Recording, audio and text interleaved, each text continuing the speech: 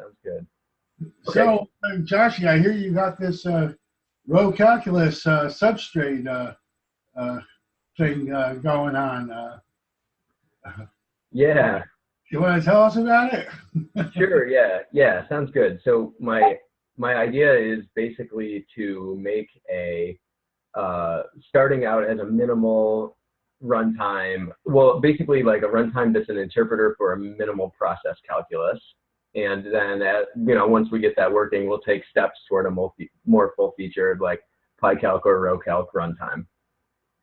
So I was thinking maybe to start with, our process grammar would be basically that there are two processes, just send and receive, and they both take a channel, and any send and receive on the same channel can come and disappear, and that's it. No continuations, no other structure or anything, just sends on a channel and receives on a channel, and if you find one of each on the same channel, then they can annihilate.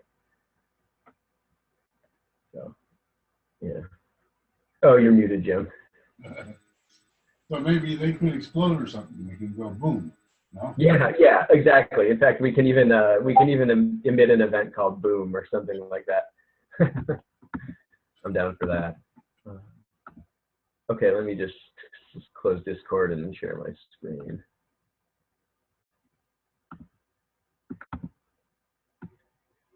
So I've got this clone of the substrate node template started, and I created it by running this command.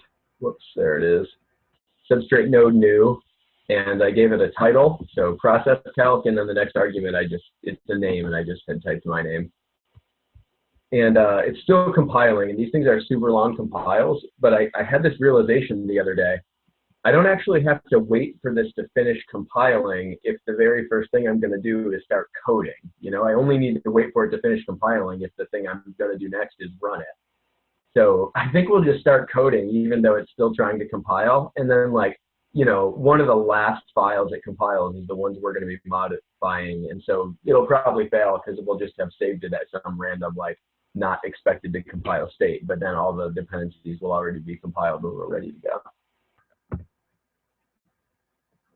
So we'll just start at the very start. So I'm editing this template.rs file, and maybe I'll start by renaming it to calc.rs, or maybe I'll call it pcalc. And then I'll update the comment. A runtime module that interprets a very simple process calculus. And our and these 3 / comments are ones that Rust has this, or Cargo actually has this tool called Cargo Doc, and it turns these into documentation pages and stuff. So that's what the / is about. The grammar is this. Our processes are of the type send, and those are going to be parametric in a channel,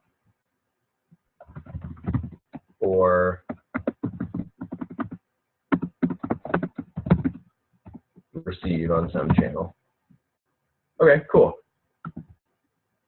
So then I guess, okay, let's see. And get rid of these template comments. And then one of the very first things we can do is actually start to define our grammar. So I think it's as easy as this. Pub enum process, and it has 2 variants, send, receive.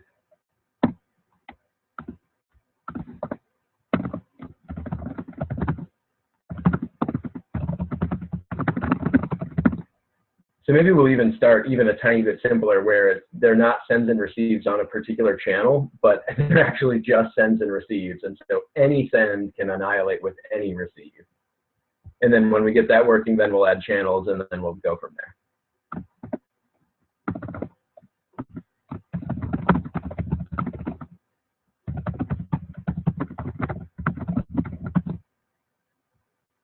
All the processing are calculus. Okay, cool. That looks good. Okay, so the next part is the module's configuration trait, like what kind of external information does it need to be given. So sometimes you'll put dependencies on other runtime modules here. Maybe if we wanted to be a little bit fancier, we could, instead of hard coding our own process type, we could make it parametric in a type of process. And actually, maybe that would be something fun to explore. But I think for right now, we don't need anything else. Maybe we'll just do this.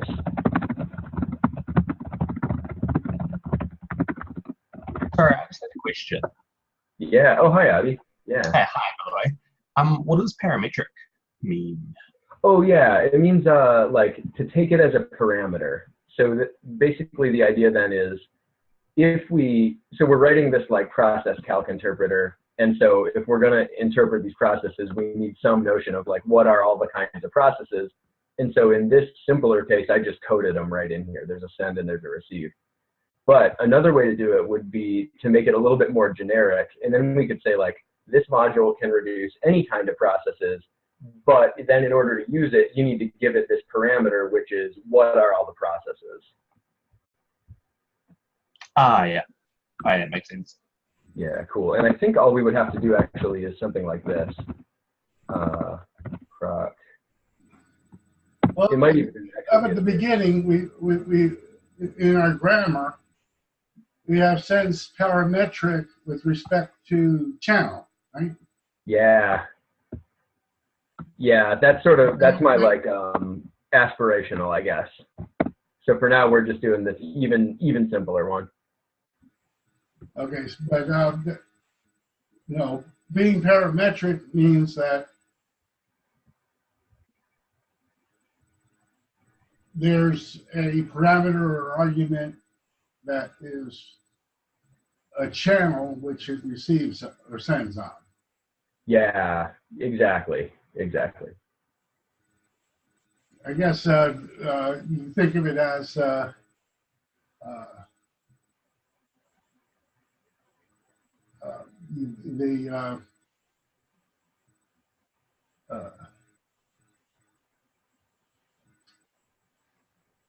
I don't know. Let's say the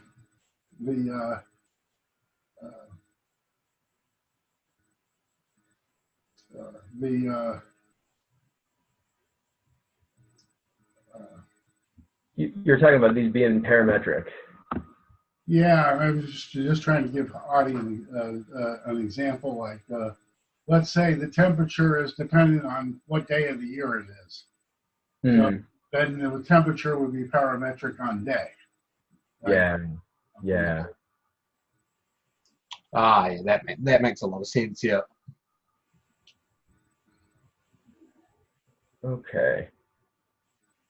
Okay, cool. So the next couple things we'll have to do are declare our storage variables and declare, this one's called decal module, but really what we're doing is declaring all of the like external facing functions that a user could call or another module could call, but these are the ones that are, we call them dispatchable, where like you could submit a transaction that does one of these functions.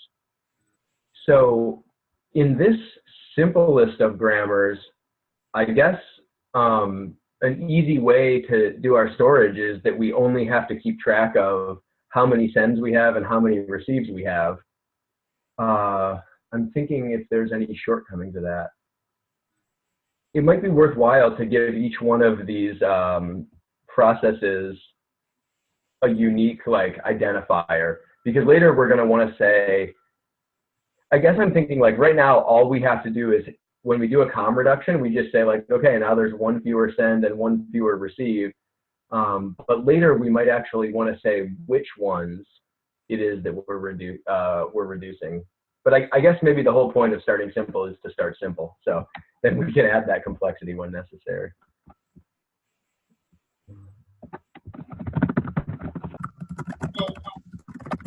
Yeah, what's up? Do we want to like have like some kind of primitive tuple space where we put the sends in there until we get a receive to match it or something? Exactly. So that's the part that we're coding up right now, just the storage. And then the part where we do the reductions will happen down here in the decal module part. But that's exactly right. Yeah. So in fact, like, I should even update this comment, because this module's storage items, that's from the template. That's true for every module. The tuple space is basically what this is doing for us. Oh, you know what though?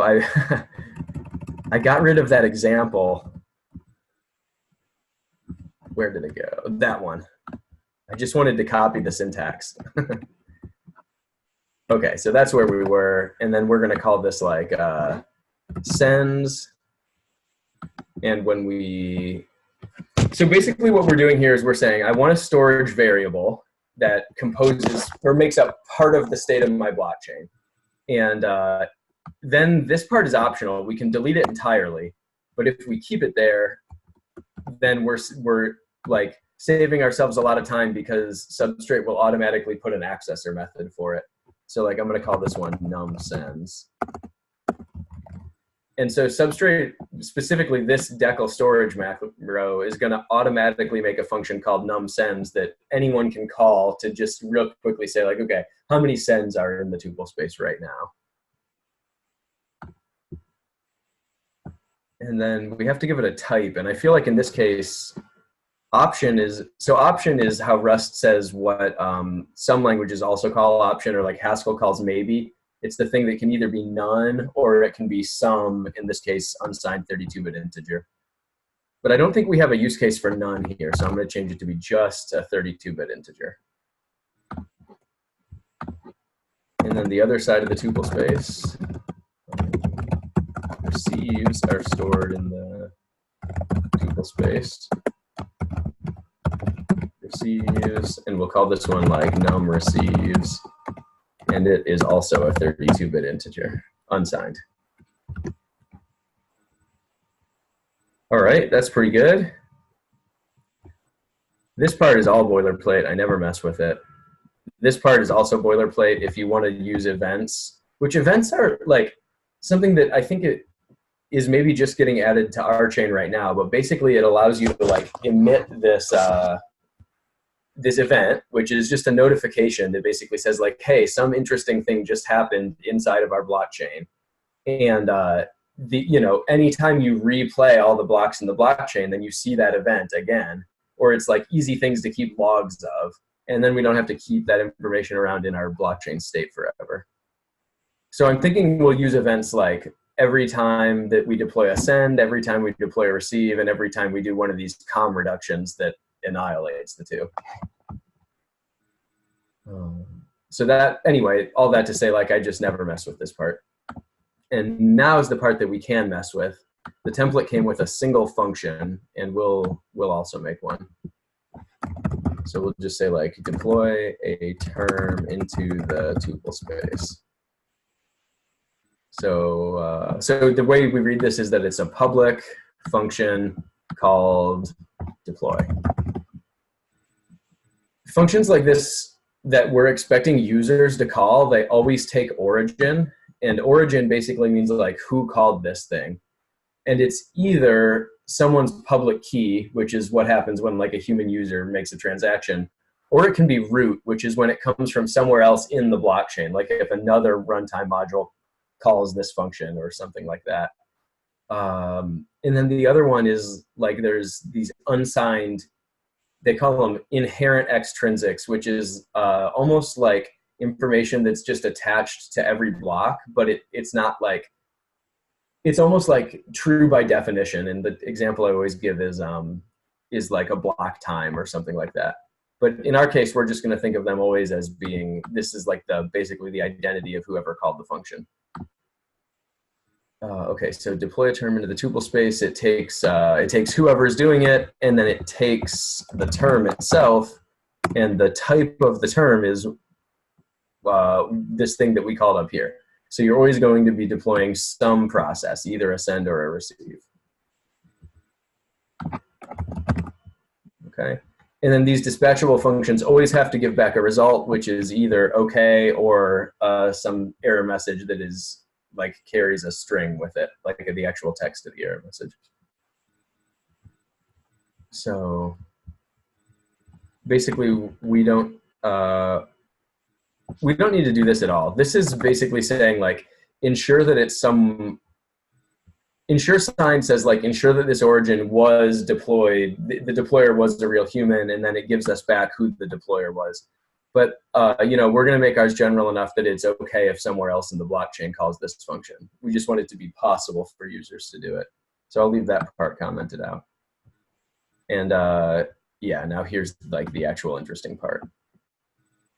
So we will just add a single receive to the tuple space. Oh no, it doesn't. It's not necessarily a receive yet. It's either a send or a receive. I forgot about that.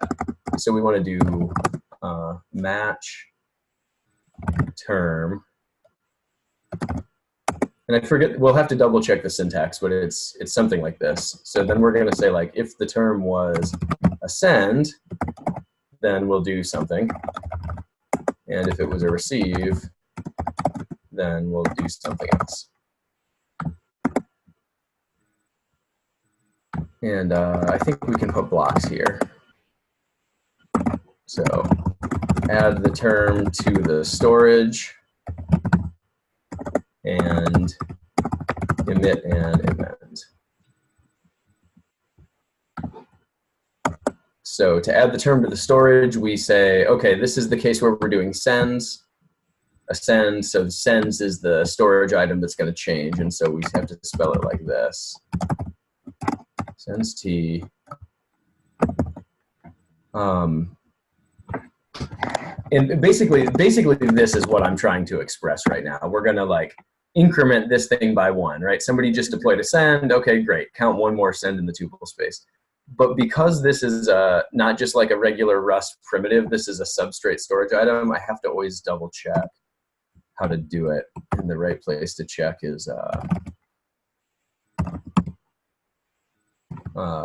it's here.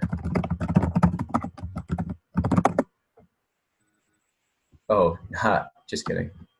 Substrate.dev.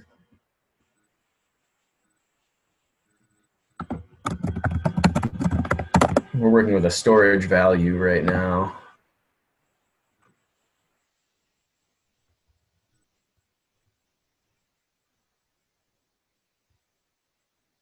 Yeah, I think this is the one I'm looking for. We want to mutate that variable, and it takes, this was the part that was always confusing to me, that type signature, but I'm pretty sure it works like this. We'll just see. This is almost like a lambda function. It takes some n, and then it gives you, it mutates n by saying plus equals 1. I think that's going to do it, but if the compiler complains, then we'll double check some other resources. And then finally, we want to do what this line is doing, which is emit the event. So we always start with self, deposit event, raw event, and now this is where we actually get to use our name, and so we'll call it like deployed. So every time we deploy something, we'll emit this deployed event, and then the only thing we'll tell is whether it was a send or a receive. So it's going to take in this case, it's going to take proc send. Oh, and I need to do that here too, and here.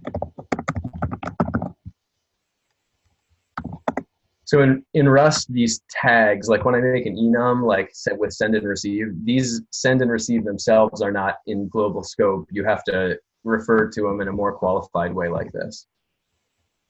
So that looks pretty good. So let's try this one. This time.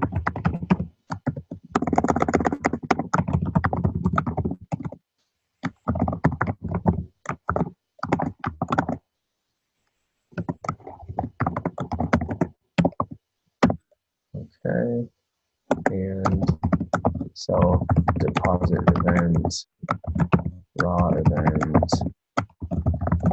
deployed, and this time it was a receive. All right, and then finally we return our result. It has to be either okay, which it is going to be in this case, because anything that type checks is going to execute properly, or we could also do an error of like, you know, something went wrong. But in this case, it's just okay. Well, you know, okay, so actually, one thing we probably should be doing better is like checking to make sure this didn't overflow or something. And if the tuple space gets full, then we can emit an error. Maybe I'll do check for overflow and emit an error. But that will sweep that edge case under the rug until we have something that basically works, and then we'll worry about that. Okay, so then the last thing we have to do is that I've tried to use this event called deployed, but I haven't yet declared an event called deployed. So we'll do that here.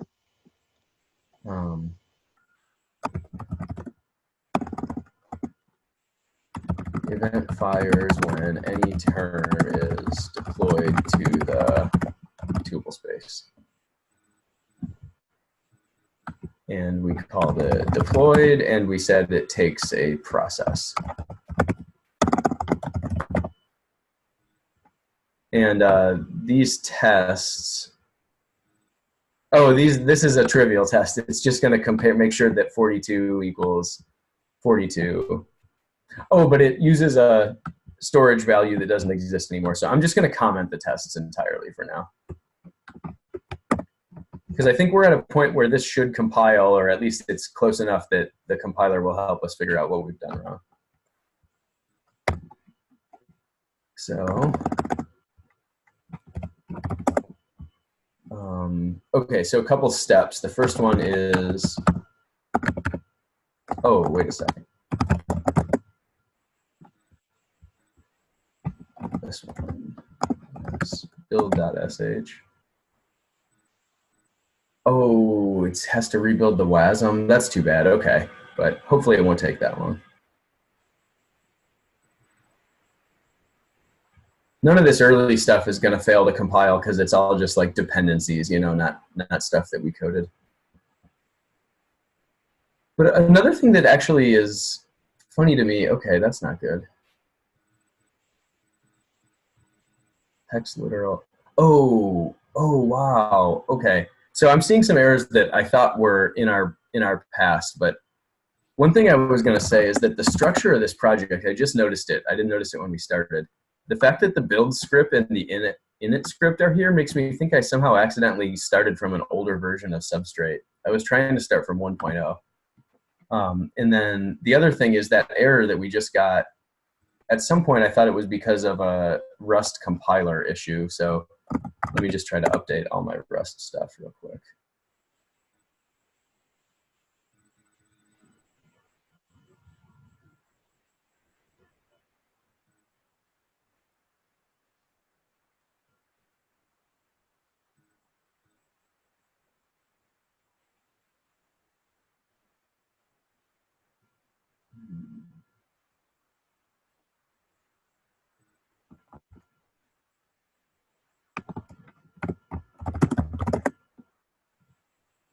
Oh.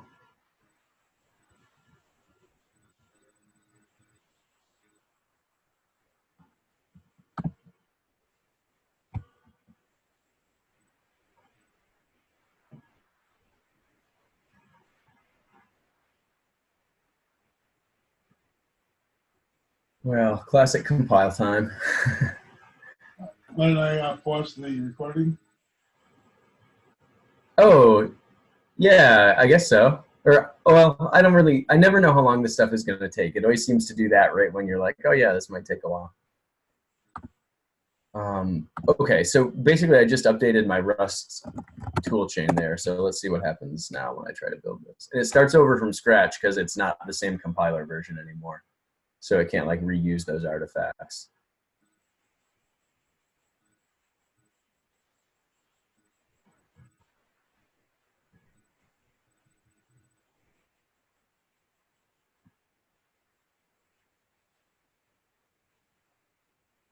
Okay, same package, hex literal.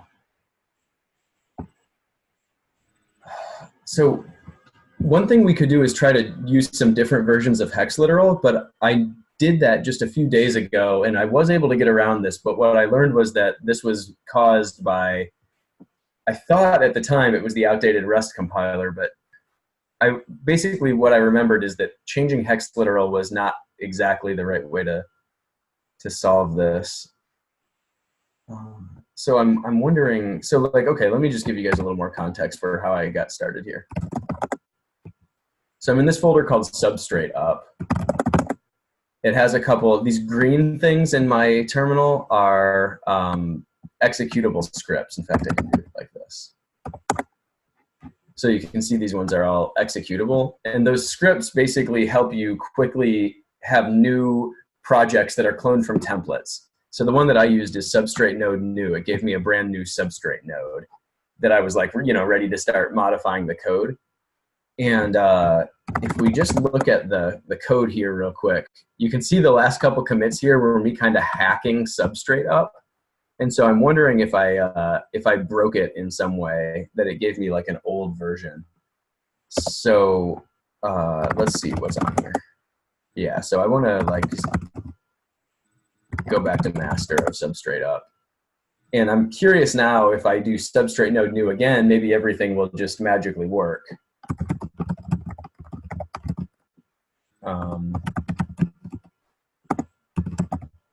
And we can put all of our names down here this time. Oh, yeah. Oh, and it doesn't like that because I already made one.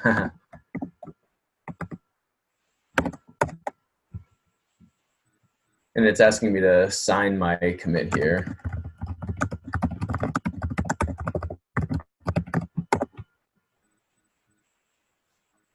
Yeah, so this is the one kind of bummer about starting the node from scratch. That is going to be some compile time. It's more than just these 89 targets. It's going to go through it a couple different times, I'm pretty sure.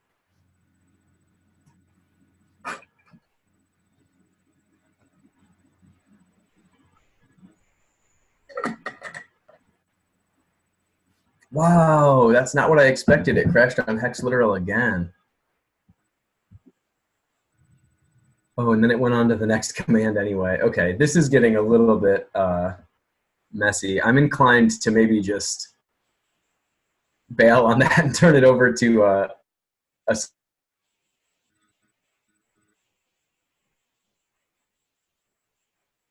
substrate.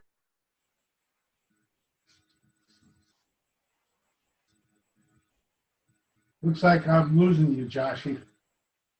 Great core.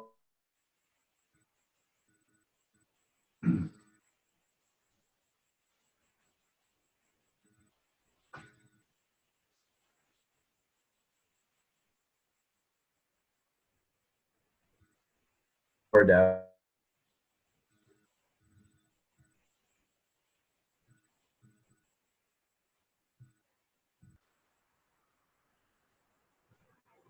Yeah, it looks like my internet connection got kind of lost there. I lost you for a minute, Joshy. Yeah, that's okay. I guess I was just showing this issue that I opened. You can see it was about a week ago with basically the same thing, and then a bunch of people have like referenced it and had this similar problem. I just am noticing that this PR got merged.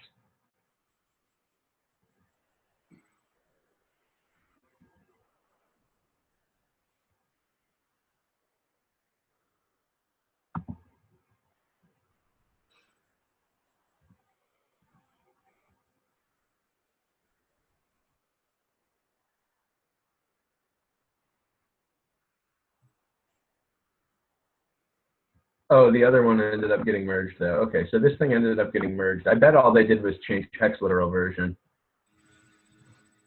Yeah, totally. It was hardly anything. Okay, well, maybe we can just try that too.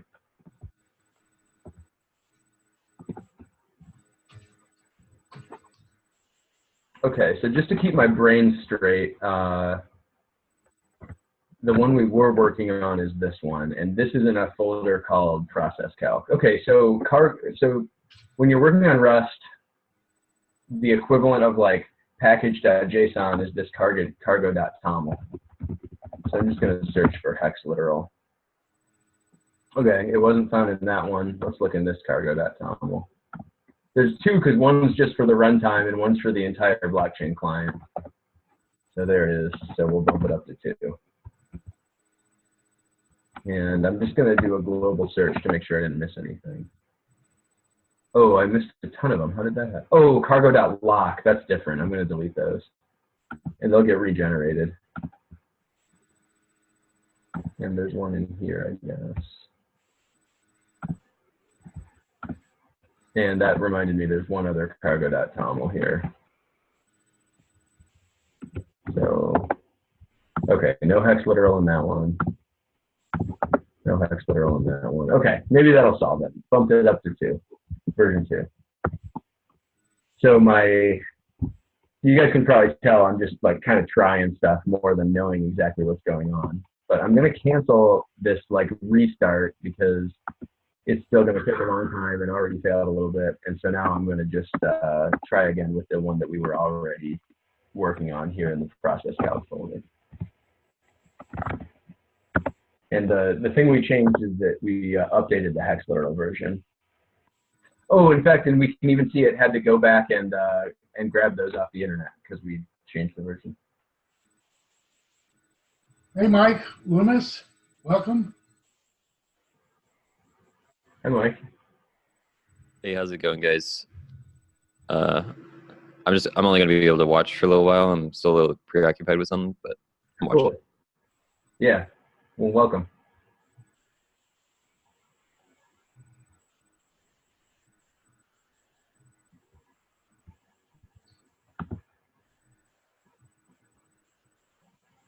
So now this is going to take forever, right?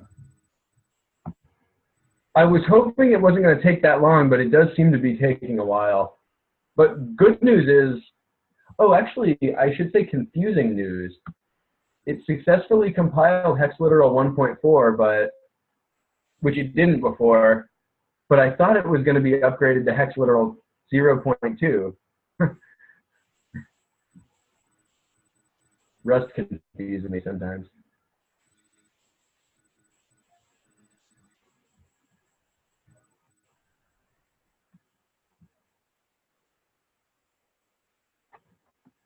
Well, okay, I'll tell you what. Maybe what we can do while that's compiling is actually, instead of just commenting these tests, try to write one ourselves. The vast majority of the testing stuff, even down to like here, basically, is all just setting up a mock runtime. And there's not very much interesting stuff in there. It's just kind of giving you a bare minimum runtime, just enough to test it. And the only part of it that we have to change is we didn't call our thing template module anymore. Oh, you know what? We renamed the file. Okay, so this file contains our module. This pcalc.rs is the module that we're writing right now. And lib.rs, this is the thing that actually is the whole blockchain runtime. It brings together all the modules that we've used. And we have to do the corresponding like name changes over here. So we called it pcalc instead of template. And then somewhere, this is what I was looking for.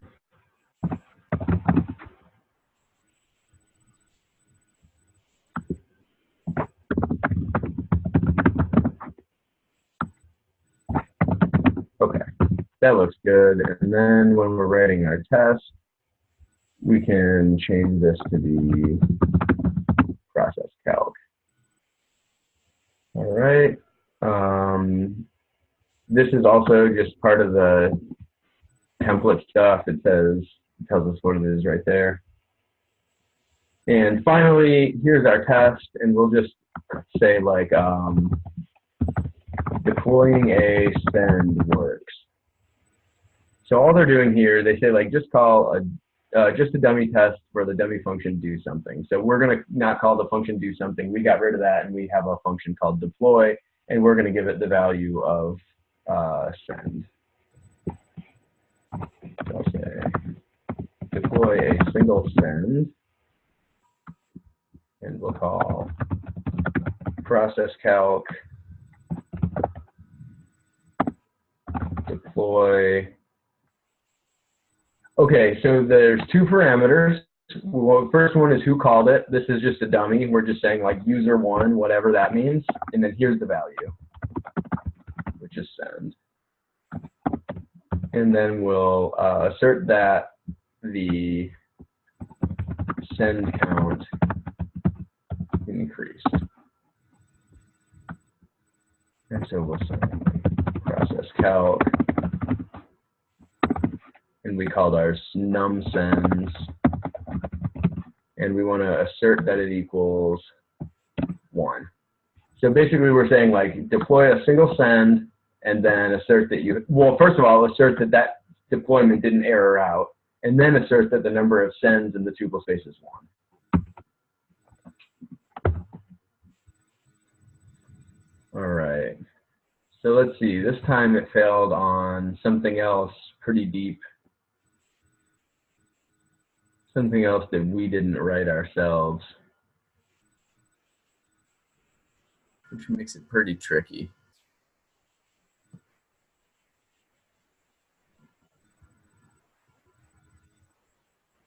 Okay, wow. Well, I'm inclined to go there just to see what it looks like. I kind of doubt that we're going to be able to fix this, though. So my next guess is that it's probably that time where we should just start building on Substrate 2.0 instead of, which is not released yet, instead of Substrate 1.0, which is getting a little old.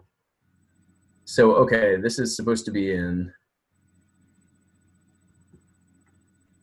that file. That, I don't even know where that is, holy moly.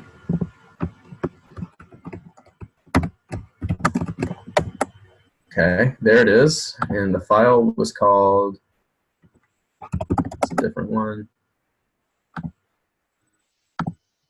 The file was called synext. The error was on line 26. Oh, it's just an import problem. It didn't know how to import that. Okay, so it says, oh God, I should have known. Unresolved import. Syn token word. I think I might have to bail on that project for today, guys. I'm not sure what to do next. I guess, well, I guess part of me was going to say like maybe we should try to open an issue on that, but then I remembered we're for some reason in this old substrate structure. Oh, okay. One other thing we could try. I don't want this anymore. We could go back to process calc 2 and try. Okay, so let's see. This is the directory structure I expected, where everything, those scripts are in the scripts folder. That's where they move to now. So we could try that. I can't remember if we tried to build here and it still failed on hex literal, or if we didn't try that yet. Oh yeah, it totally did. Oh, that's a different one. Proc macro derive. Panicked. Oh, in hex literal. Okay, right. So my thought was, oh, I see. It was just a line higher. That's why I got confused. So we should, there were two issues that we were encountering, and the only thing we haven't tried yet is fixing them both at once. Both the newer official substrate and the hex literal. So maybe that can be our like last attempt. So I'm going to close this window, and I'm going to copy from the old working directory, process calc, runtime, source, and I called that file pcalc.rs, and I'm going to copy it to our own runtime source folder. I'm going to check that out.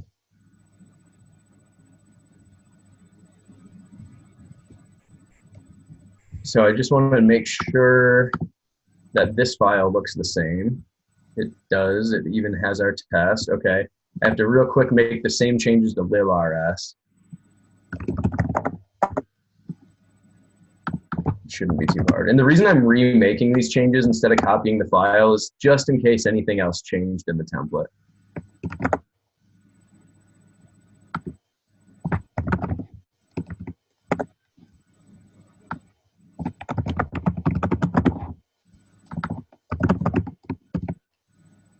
All right. Oops.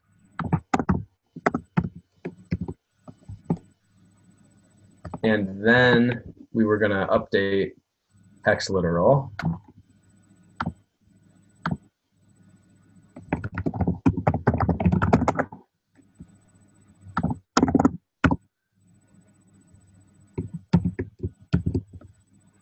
And there's this one. Okay, no occurrences there.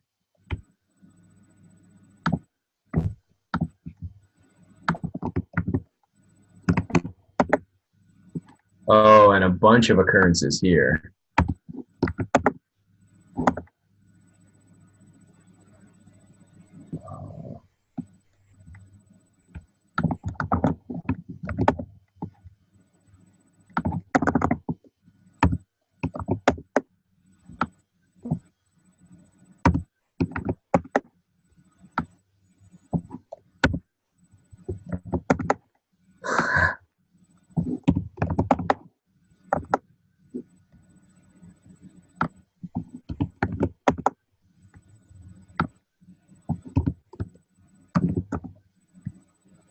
Oh, this is a cargo.lock file. Dang it. That's such a silly thing that I was just doing. I just wanted to delete that one. And I want to make sure I didn't accidentally delete a cargo toml file. That was my mistake. All right. Okay, no hex literals there. Close that. Don't save it. I deleted it. All right. Cargo. Oh.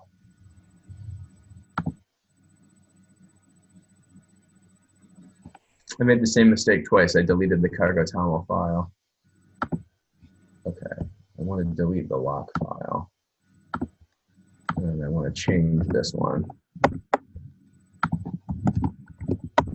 All right. Holy moly. Let's see. This one. Scripts build.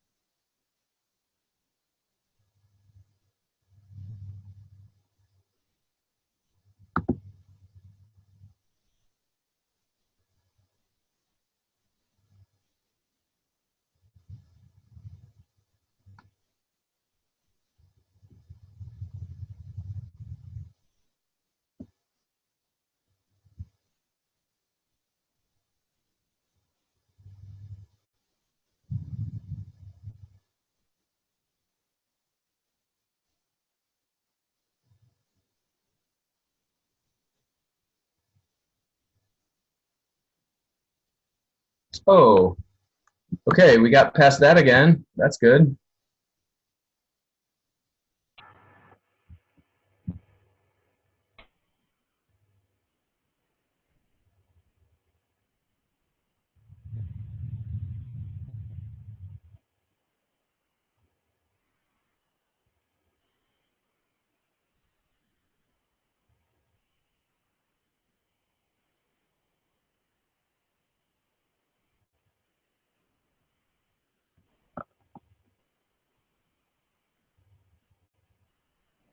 So I'll get this set up to the user interface while we're compiling, I guess.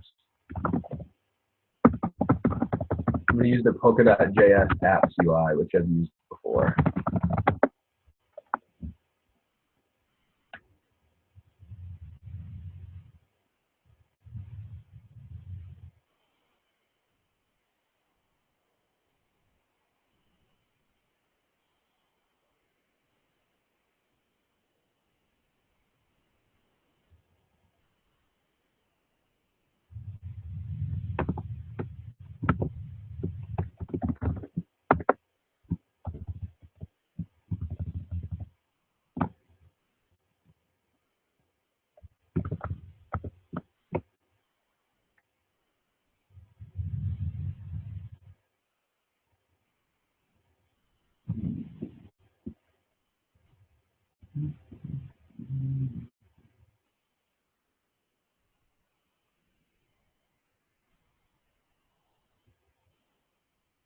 All right, here's the UI. And oh yeah, we're not connected because our node's still compiling. But I'll connect to a testnet real quick to show what I'm expecting here. Oh yeah.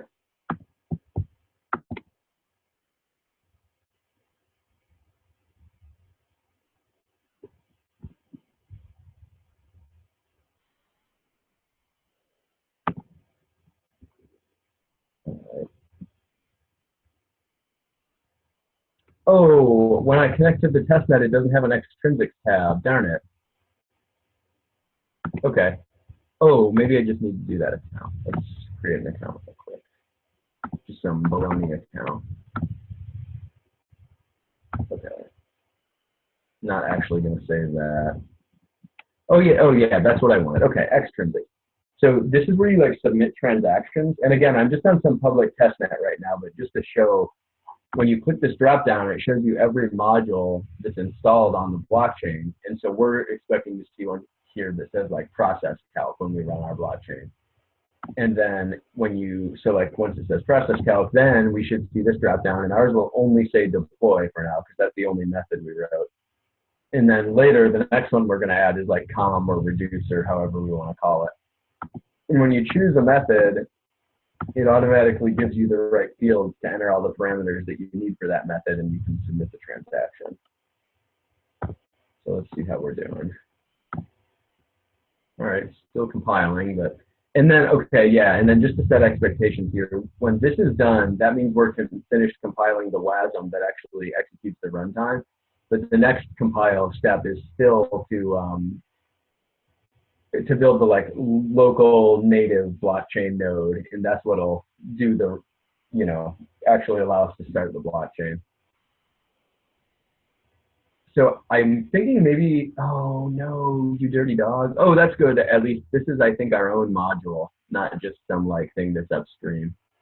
Yeah, it totally is. Okay, so it didn't like in, oh, that's just a warning. So it says, cannot find type deposit event in this scope. Oh yeah, I just made a typo. Okay, that's line 60. Okay, cool. It's cool that we're finally up to the point where we can debug our module. So it didn't like that.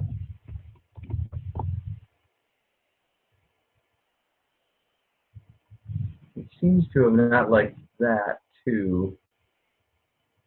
Raw event deployed. Let's see if that got fixed by what I just fixed.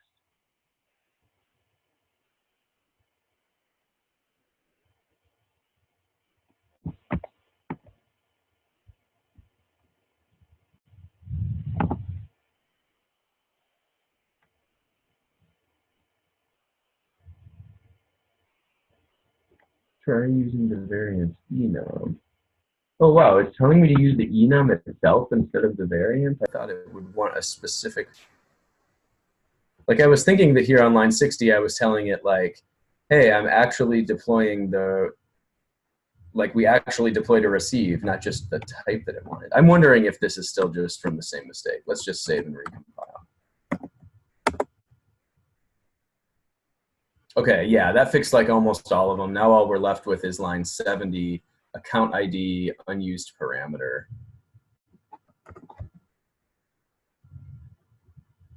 Oh, yeah, okay. And it's just telling us like, hey, you have all this where clause stuff, but then you never even used it in your event. This just came from the template, and I'm going to comment it only so that if we need to add it back, which we probably will when this gets more complex, we remember the syntax. Okay.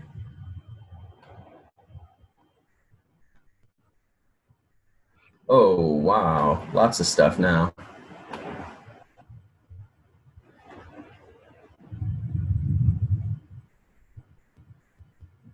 Oh, it just didn't like that? It didn't know how to parse that? Oh, maybe I can't do comments inside of the macro. All right, well, we'll just delete it.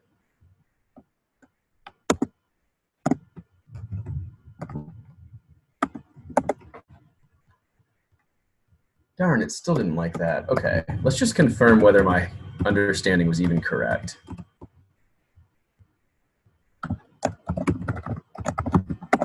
What I'm going to add, like, even though we don't really care who deployed the term, I'm just going to go ahead and add it in there anyway, just to see if that satisfies the compiler, and then if it does, we can go from there. But it means that every time we actually deploy one of these, we need to say who did it.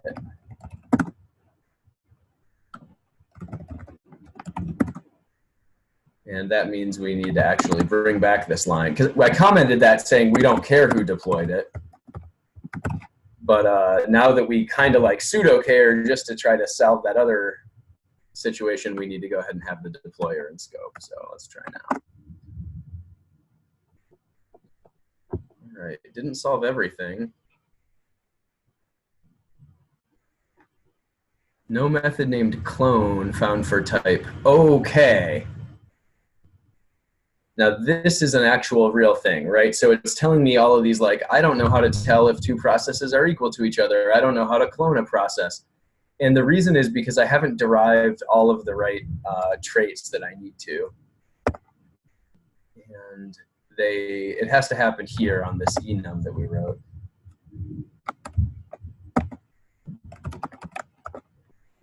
And I know we want partial EQ and EQ. That'll do the equals ones, and we want, I guess we want copy. And maybe we want, I don't know, let's just see if that does enough.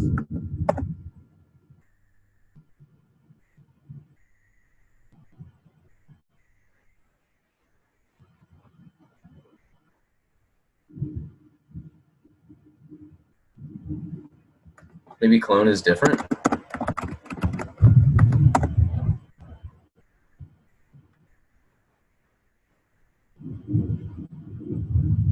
Oh, yeah, right. Okay, so it needs encode and decode.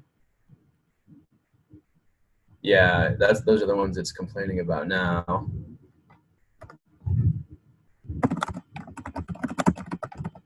And most of those were already brought into scope, I think, but encode and decode were not. Those come from, I think it's this. Well, in fact, I don't have to guess. Let's just check. Yeah, okay, so it's called parity dash. Yeah, parity codec, but here you write it with the underscore. And we want to encode and decode.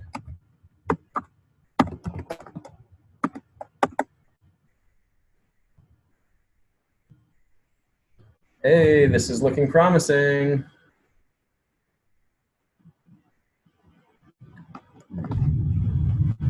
I want to make this note, though, too.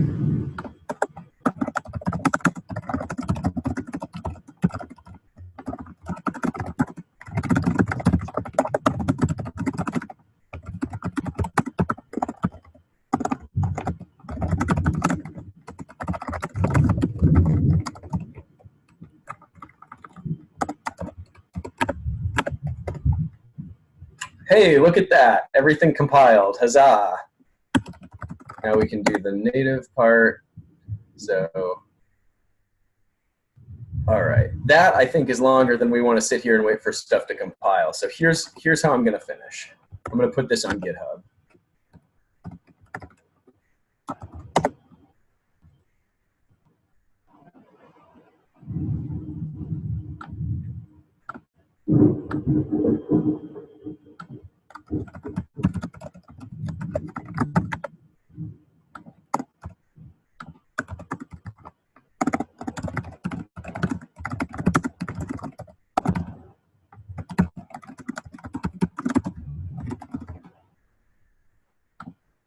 Can you guys hear it storming in my background? I was wondering what that I can sound hear it storming here. Oh, is it storming for you too, Jim? Storming in Brooksville, yep. Oh, wow. Oh, and then I need to actually commit that. So, oh, Yeah, I got guys pressure washing my windows, so I can't really hear very well. yeah. I hear it storming. I hear it storming by you, Joshy, now. Yeah, the thunder just started.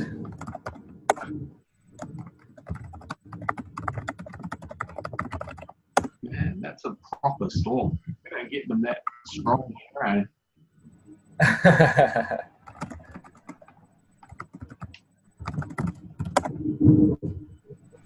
All right.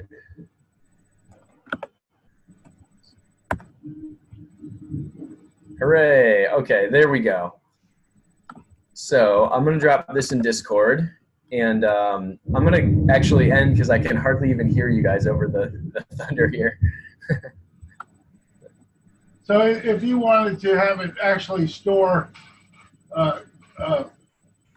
faceted channel, Yeah. okay, but then instead of a count, you would keep some kind of multi bag or a multi-set or whatever of sends and receives. Yeah, I think that's right. My plan was, I was hoping we'd get.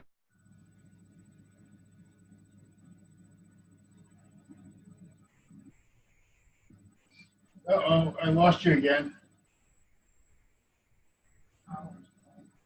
Looks like the storm got him. Oh, I thought it was, last time it was me. This time it's him, okay.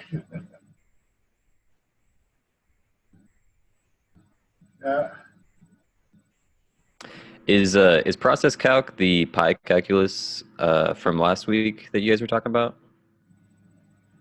Yes. So you were there for the for Joxy. I mean Roxy, where he went over the basic pi calculus, right? That's the process calculus, which is the predecessor,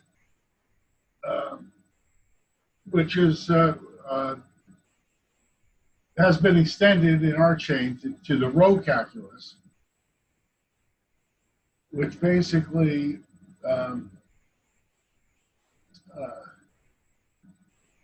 makes it useful for programming by defining the naming structure. Process calculus, you have channels and you have processes. In the row calculus, you have processes and channels are interchangeable, but you can make new names that are not shared. So you can have namespaces. If that makes any sense. Yeah, I was. I feel like it's pretty brave to always try and do like live coding examples. It's like everything seems to go wrong, and just like, I don't know, kind of risky. But it's cool to see him using Rust and stuff. I'm not like super familiar with Rust, Right. but I definitely want to learn more about it in Substrate. Yeah. I'm hoping to learn. I mean, I'm retired. I in one sense, I don't want to have to learn any new languages anymore. I've used dozens of languages over the last 50 years. I turned 70 this year. And I've been playing with computers since I was 14 now. But On the other hand, Rust is um, very attractive in terms of being a really safe language. Um, and the way that it keeps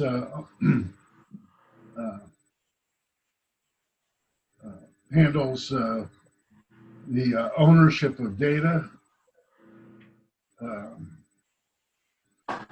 is doesn't require garbage collection, and basically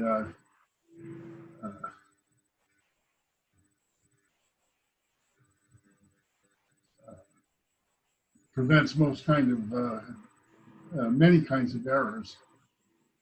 It's very attractive, particularly since working on large projects.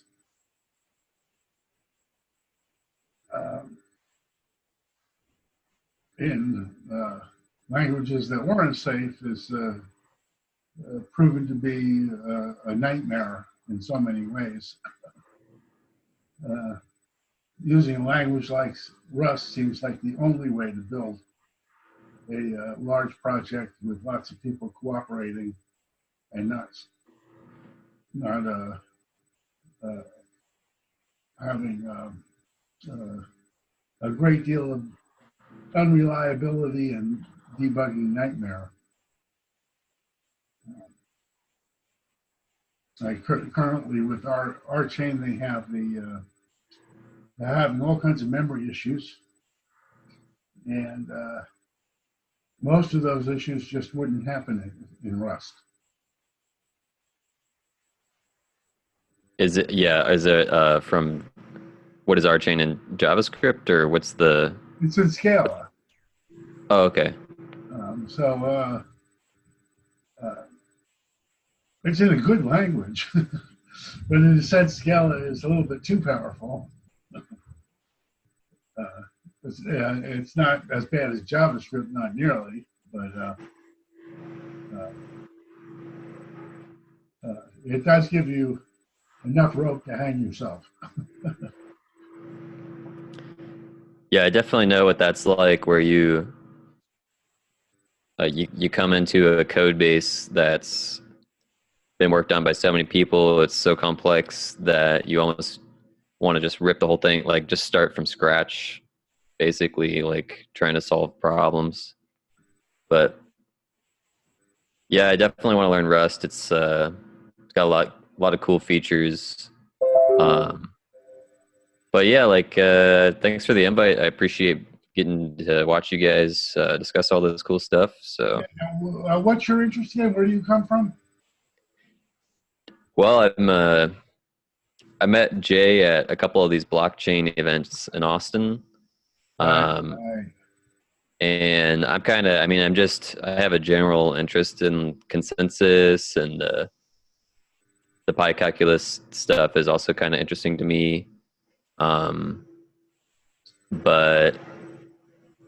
as in terms of like what I'm actually working on right now, it's not super related. It's kind of on a different level, but what I'm trying to do is make a low-level backend type library for these types of apps. So just making it easy for people to use, like general purpose peer-to-peer tools and storage, like database type tools, and potentially even being able to plug in some general purpose consensus algorithms, and then just basically providing that type of platform for people. I have another friend in Austin that I'm working with on this, and we're going to open source this library in a couple weeks here. But we don't have any kind of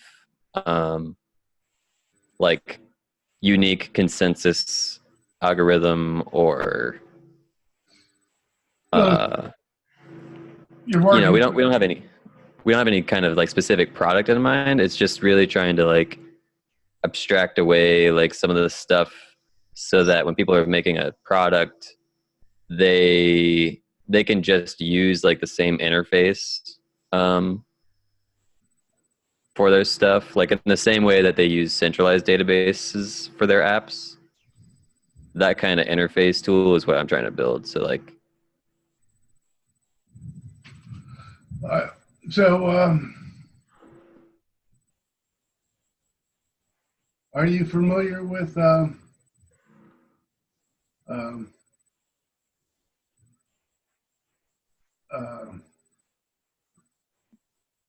what is it, the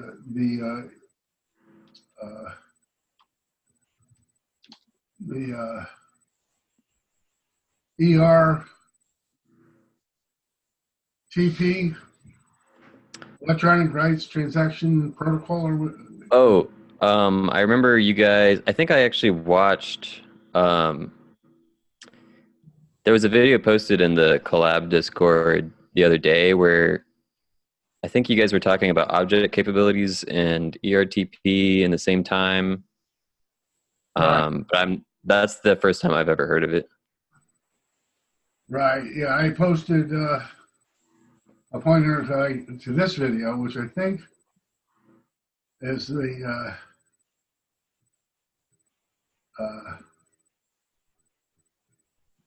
oh, that's not. Yeah, that's not where it was originally. Let me see if I can find it. Right. But basically, this guy Miller sort of invented the idea of a smart contract. Him and another guy. Yeah, I saw some clips of that while you guys were watching it on that talk. It was pretty interesting. Okay, so you watched this this session we had. Yeah, I need to go watch that video that you guys were watching in full too, just to get like a complete picture of it. But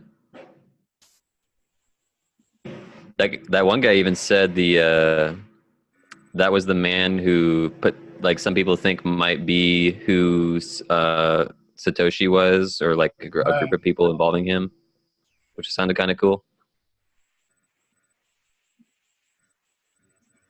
Right. Yeah, I was looking to see if there were other links in here, but doesn't look like they were here. It doesn't look like we put the links in here. I put any. Oh.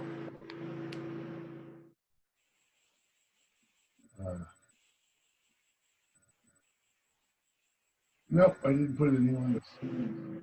Oh well.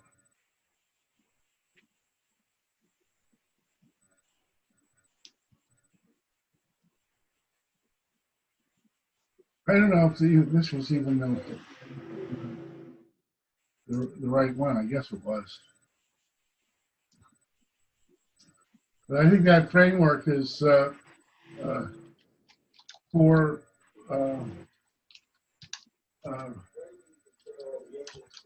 doing the electronic rights is sort of like the heart of being able to do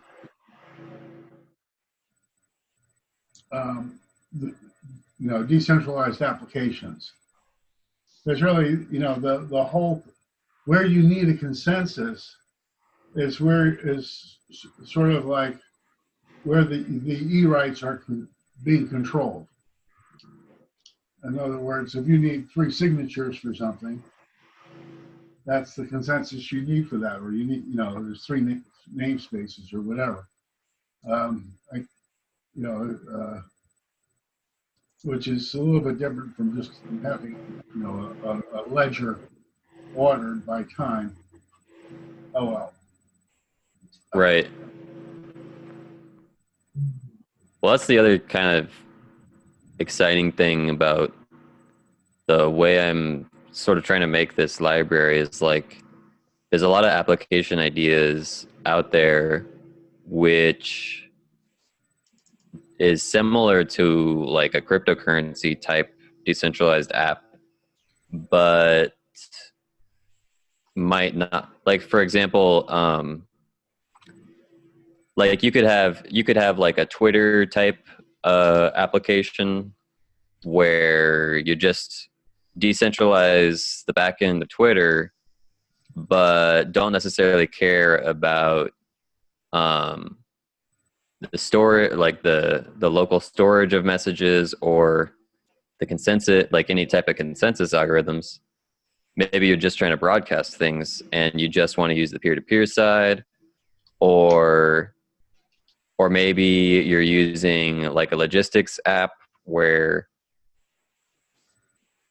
well, hopefully I'll see you at another meeting. Yeah. Yeah, maybe you have a logistics app where you're tracking inventory through customs exchanges, and maybe it's like a private consortium. It doesn't have to have some kind of open access proof of work type system. It's just like all these different types of applications are kind of, you're able to kind of construct them piece by piece with these different types of module ideas. Have you looked at, for maybe doing an enhancement to some decentralized architecture like Solid or DAT? Well, I kind of view that as another layer on top of the like for Solid particularly, or even like the way Bitcoin type languages store bytecode instructions as like the data structure that they're coming to consensus on. I kind of put that in the application's hands, to where, they come up with a data structure that they want to process, and the rest of the systems don't really have an opinion on it. Like as far as the consensus algorithms are concerned, they kind of just, they'll agree. It agrees on whatever arbitrary data you put into it. The peer-to-peer system kind of just delivers data. It doesn't actually need to like understand the data that it's sending. And the similar thing with a database. So like if someone wanted to make a Solid type like abstract language on top of it that influences. Yeah, no, I don't mean Solidity. I'm talking about Tim Berners-Lee's Solid personal server. Oh, I'm not familiar with that. Okay, it's a personal server which sort of doesn't have the peer-to-peer layer. I'm thinking of that what you're doing might fit into that kind of architecture or whatever. And similarly, DAT is sort of like a way of peer-to-peer file exchange, which doesn't really have a logic layer or whatever. I was just, thinking that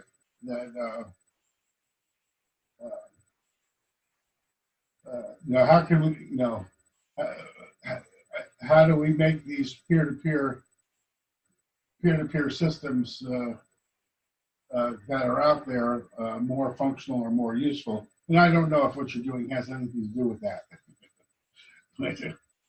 Well, it's the peer-to-peer system that I have right now is heavily inspired and in some cases just copied from the lib peer-to-peer implementations, which is pretty common. Like that's what Ethereum uses the flavor of that, and IPFS is based on lib P2P.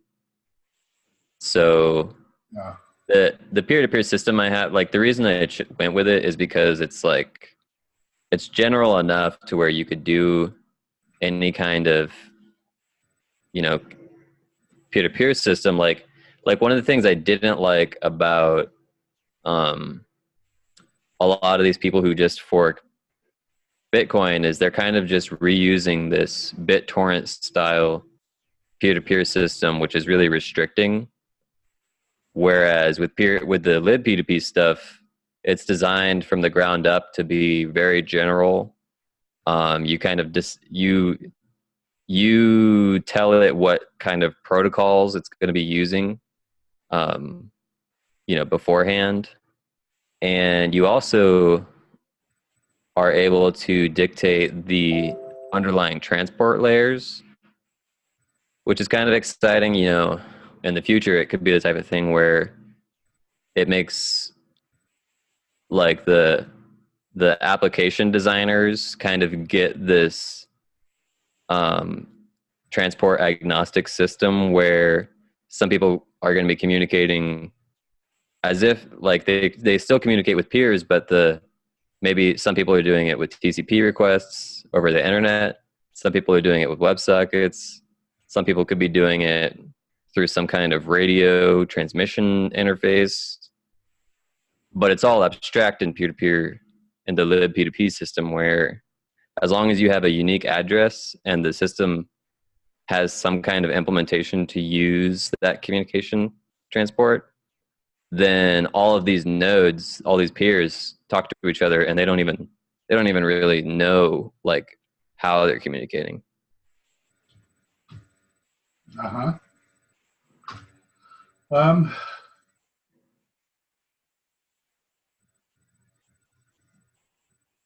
Interesting. What happened? But it's one thing to design the system to be able to utilize different transports like that, but like it's not like anyone has like a ham radio interface to their computer. Most people are just going to use TCP, not like the internets that we all have set up already. The same IPv6 or whatever addressing and DNS servers. But I used to work at an embedded company before. So for me, the underlying transport was a lot different in that case, where, we were always communicating through really like stuff. Nowadays, people probably haven't even heard of it, but like, I'm trying to remember the name, but like the security protocols that all these buildings use to control the security on doors. It's using just this really old style serialization protocols, and like, you could run if you have a really abstract peer-to-peer system, you don't care about how you're communicating. You just care about sending messages to people. So, but yeah, that's the peer-to-peer part. And then there's a database part where you can kind of, it generalized persistent containers. So if you want to store, a Merkle tree type blockchain, you can, or you can just store the data raw in like key value stores, or, there's different options on that level. But it's kind of cool from a application side. Like, most people developing an application have different concerns about how the data is stored, but they just want to use it as if it's a database with some kind of easy to use query language. But it's super lightweight because with this type of database, you don't really have to care about concurrency in general. Like most peer-to-peer nodes that are using blockchains as a database, they're the only one talking to their local version of the chain. So like the read and write performance considerations are very different than like traditional databases where you have like multiple people reading and writing the same data store. All right. Now, what are you? What languages are you writing in? Well, all the work I've done so far is in C++, but the I'm kind of imagining that this would be accessible with a lot of the popular languages. Like I want to get to Rust and Go pretty quickly after I open source this. At least have like bindings or make it usable through remote procedure calls or something like that, like a shared library. Because I like, I've seen all these projects online. Most people, they like a language, like maybe they're a really big fan of Go or JavaScript, or maybe they even have written some of their project already in a language like that. So I definitely want to support it, like for those types of people. All right. Thanks for joining, Mike. I guess we'll move on here. I guess Joshy is probably down to the count with his power. We're still having thunder and lightning here. We're still alive. And, Yeah, it's great. I'll talk to you or hang out with you guys on the next call whenever you guys do it. All right. Good to see you, Mike. Take care All right, now. see you.